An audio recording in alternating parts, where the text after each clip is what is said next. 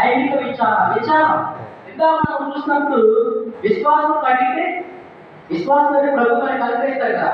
ఈ యొక్క ప్రతి అక్షరం కూడా ప్రతి అవసరం కూడా ప్రభువు చెప్తే ఆయన మన అవసరాన్ని తీరుస్తారని మనం నేర్చుకున్నాం కదా. కానీ మొదల్లో పెట్టినటువంటి వాడు లోకంలో విచారం, బాధ, చింతలు, mind is also body present చెప్తూ ఉంటాం. అంటే బాడీ మాత్రం ఎక్కడ ఉంటుంది కానీ మైండ్ మాత్రము ఎక్కడ ఉంటుంది. సో కాబట్టి వాడు కూడా భరించలేదు. నాలుగు కూడా లేదా మంచి జ్ఞానం పెట్టేట్టున్నారు. వాడు ఏం చేశారు? మీలాగ వాక్యం విని గ్రహించి దాని ప్రకారంగా నడుచుకున్నారు. కాబట్టి వాడు ఎలాగా ఫలించాడు? 30 60 100 ఫలించాడు. ఎవరు స్తోత్రం చెప్పండి? హల్లెలూయా. కాబట్టి మనము ఫలించే వారంగా ఉండాలి. జాగ్రత్త చెప్తున్నాడు ప్రభు చాలా సీరియస్ గా. కాబట్టి ఈ రాత్రి దినాల్లో మనం అంతవరకు నమ్మకంగా ఉండాలి కదా.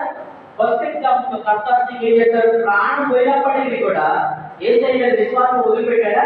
వదిలిపెట్ట. ప్రాణం పోయినా కూడా యేసయ్య రక్షకుడు, యేసయ్య నిజమైన దేవుడు, ఆయన ద్వారా మనం మోక్షాన్ని చేరుకోగలమని చివరి ప్రాణం పోయిన కూడా అలాగే నమ్మకమైన పెట్టగా ఉన్నాడు.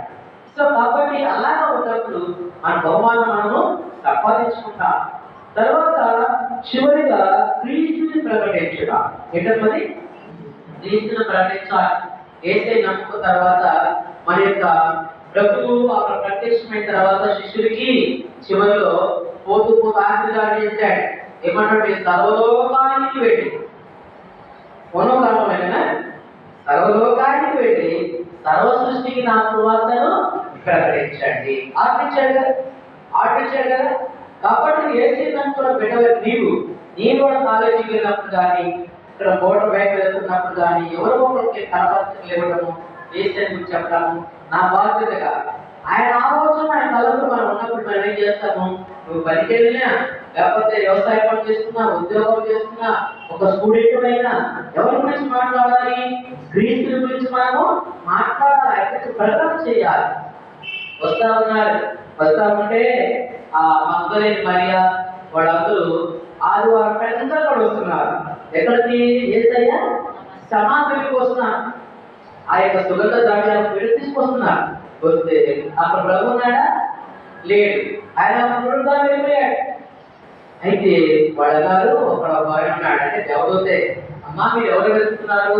నజరేయుడైన యేసుని. ఆయన ఇక్కడ లేడు, ఆయన లేచాడు, ఆయన సజీవుడై లేచున్నాడు అని చెప్తున్నాడు. దేవుడు స్తోత్రం చెప్పండి. ఆయన సజీవుడు, ఆయన నిన్న నేడు నిరంతరము జీవించేవాడైనాడు. ఆయన మరణాన్ని జయించాడు. 2000 సంవత్సరాల క్రితం ఈ లోకానికి వచ్చాడు. కానీ అయినప్పటికీ అప్పటి నుంచి ఇప్పుడు సువార్త వినిపిస్తుంది కదా. ఎప్పటి వరకు సువార్త వినిపిస్తుంది? 2000 సంవత్సరాలు సువార్త వినిపిస్తున్నారు. ఎవరి గురించి అయినా ఉన్నదా? ఏ దేవుడి గురించి అయినా ఉన్నదా? మరి ఆ సత్య దేవుడి గురించి నీకు నాకు తెలిసినప్పుడు మనం చేయాలి. ప్రభు సువార్త మనము ప్రకటన చేయాలి. అధికంగా శిష్యులు వచ్చారు, ఆయా దేశాలకు సువార్త ప్రకటించారు కదా. సో కాబట్టి వాళ్ళు ఆ నజరేయుడిని చేస్తూ వచ్చుంటే లేచారు కానీ ఎంతో సంతోషించారు. కాబట్టి మనం అలాంటి సంతోషం ఉండాలంటే అలాంటి అనుభవం మనము కలిగి ఉండాలి. కాబట్టి యేసు ప్రభు సజీవుడు, యేసు ప్రభు సజీవుడు. క్రీస్తు శకము, క్రీస్తు పూర్వం మనం చదువుకున్న పుస్తకం అవి ఎలా వచ్చింది? యేసు ప్రభు నుంచే వచ్చింది. క్రీస్తు జన్మదినం అనేది ప్రపంచవ్యాప్తంగా జరుపుకుంటారు. ప్రపంచ వరల్డ్ వైడ్ గా ఏ కుల మతం అనేది క్రీస్తు జన్మదినాన్ని అందరూ జరుపుకుంటారు. మరి ప్రపంచ ఎవరి జన్మదినం జరుపుకుంటారా? జరుపుకోరు. క్రీస్తు శకము, క్రీస్తు పూర్వం ఎలా వచ్చింది? ప్రభువుని బట్టే వచ్చింది. చూడండి, మరి లోకరక్షకుడి గురించి ఒక నక్షత్రం అలాంటి స్థలంలో పెద్దలో పూరిపాతాల్లో జన్మించారని ఒక నక్షత్రం దారి చూపెట్టింది. ఎవరికైనా చూపెట్టిందా? కాబట్టి ఆయన పునరుద్ధానుడు, ఆయన సజీవుడు, నిన్న నేడు నిరంతరం జీవించేవాడుగా క్రీస్తు ప్రభుని నువ్వు రక్షకుడిగా నువ్వు ఎరిగిన తర్వాత, తెలుసుకున్న తర్వాత నువ్వేం చేయాలా? నెక్స్ట్ ఏం చేయాలా? ఆయన గురించి మనం ప్రకటన చేయాలి. అలా చేసినప్పుడు అందరం నిండిపోతుంది కదా. నిండిపోతుంది.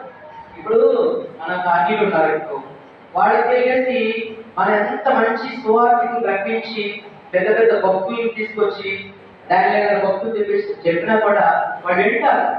కానీ వారు మనం ఏం చేయాలి? ప్రేమపూర్వకంగా ఒక పరిపత్రిక ఇచ్చేసి ప్రభు మాటలు ప్రేమగా చెప్పేసి అలాంటి ఇంకో విధంగా దేవుని ఆలోచన ఉన్నప్పుడు ఏం చేస్తావు? ఈ రోజు నా ఏసై గురించి ఎవరితో చెప్పారా? అందరూ ప్రశ్నించుకోవాలి. నా ప్రభు గురించి ఎవరితో ఒకరిగా చెప్పానా? నా ఫ్రెండ్కి చెప్పానా? లేదా నేను నాతో పనిచేసేటువంటి తోటి వారికి ఒకటే చెప్పానా అని ఎప్పుడైతే మనం ప్రశ్నించుకుంటామో దేవుడు తప్పకుండా మనల్ని గొప్పగా ఆశీర్వదిస్తాడు. కాబట్టి మనము క్రీస్తు బిడ్డలైన మనము తర్వాత సెవెంత్ పాయింట్, రెండవది ఏంటంటే ఆయన గురించి ప్రకటన చేయాలి. ఆయన రక్షకుడు, ఆయన